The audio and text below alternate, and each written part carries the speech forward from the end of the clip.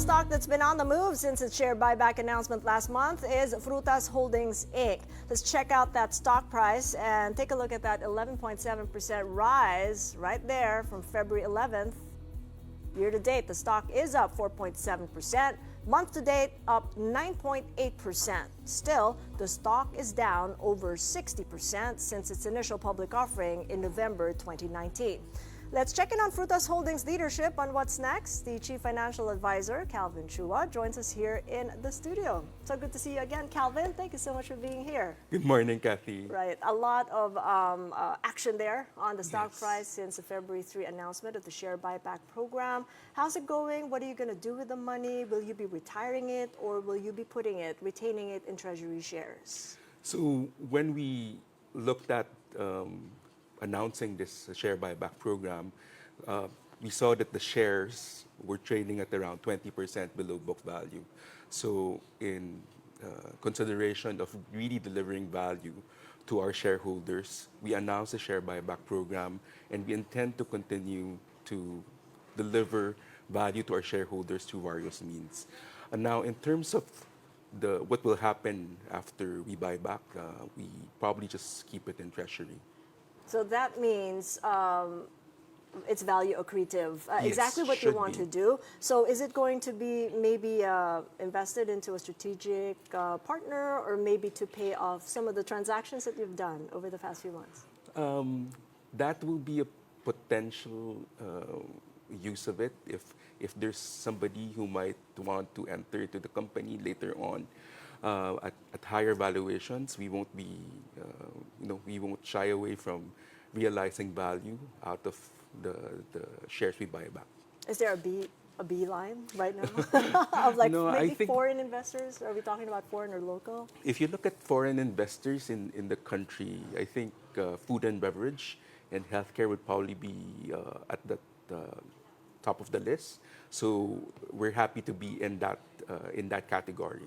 You are, and it's in line with the CapEx budget that you announced last January, and it's quite a sum there for a player that's just listed at the stock market, about $500 million pesos for the Yes. CapEx budget. Talk to us about those plans and Yeah. what's the timeline like? So half of that money will be used towards commissary expansion. So I think for some of our fast-growing concepts and fast-growing businesses, we're reaching capacity already. So that's really Balay and Lingnam. 240 mil, about 40% of that will be used towards store expansion, and then about 10% will be reserved towards acquisitions. Now, of course, the acquisition budget might increase depending on whether we can find value accretive acquisitions. But whereabouts? Because the last acquisition was marking your way into the roasted chicken segment. Yes. So I think what we are looking at would be still along the lines of our businesses. Beverages would be one, and maybe extending into, let's say, fruit-based products, and using that to supplement our product mix in our community stores. Right, the community stores, you've made a mention that it's 40% going into store expansions. Whereabouts can we find you, and in which communities, and why? Okay, part of it will be Lingnam. So we are really making a push. We are now at 20 stores, 20 full restaurants that will be maybe adding 5 to 10 in this year. Community stores will be a focus as well, so about looking at 30, and it will be balance of Luzon and then Visayas. I think those two would be top of our list. Yeah, all this expansion is happening at a time there's lower prices of everything and anything that goes into your products. I've watched the world prices of rice, sugar, corn, wheat, soybean.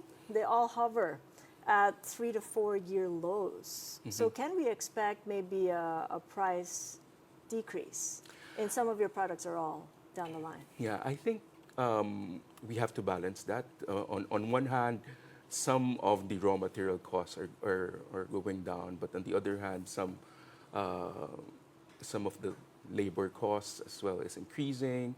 Systems costs have to be increased as well.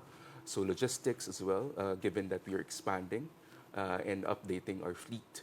So it would be a balance. There may be some ads and promos out there to, of course, push up demand for our products.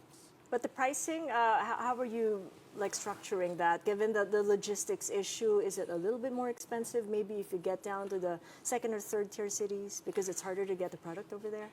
Okay, I think one is we try to build up mini commissaries in those areas. So once we identify specific areas where we want to go, we put in mini commissaries. So yeah, I don't think it will be pushing a lot of our price because of logistics, and it will always be a balance of trying to make sure that we still deliver value for money. All right, just as a final question, when are you reporting the fourth quarter and the full year earnings for 2024? So it will be towards the end of March or start of April, when following our usual schedule. All right, so I hope the PSC won't mind that we had this interview just before that. Thank you so Thank much. you very I really much. appreciate the time. Thank you very Calvin much. Chua of Fruitas Holdings joining us here in the studio.